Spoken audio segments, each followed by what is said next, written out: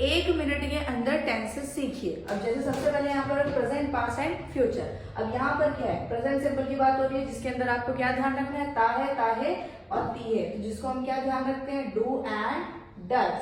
अगर हम यहाँ पर बात करते हैं कंटिन्यूस की, जिसमें क्या आता है, रहा है ही है, तो यहाँ पर आप क्या यूज करेंगे बच्चा, इज, एम और आर। अगर हम यहाँ पर बात करते हैं प्रेजेंट परफेक्ट की, जिसमें क्या ध्यान रखना है आपको, चुका है, तो इसमें आप क्या ध्यान रखेंगे, यहाँ पर हैज एंड हैव।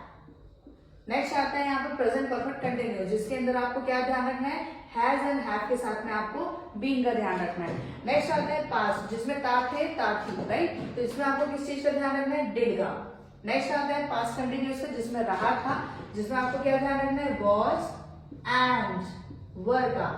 नेक्स्ट आता है पास्ट परफेक्ट का, जिसके अंदर आपको ध्यान रखना है, हैड का। नेक्स्ट आता है यहाँ पर पास्ट परफेक्ट कंटिन्यूस, रहा था, जिसमें आपको क्या ध्यान रखना है, हैड के साथ में बीइंग का ध्यान रखना है।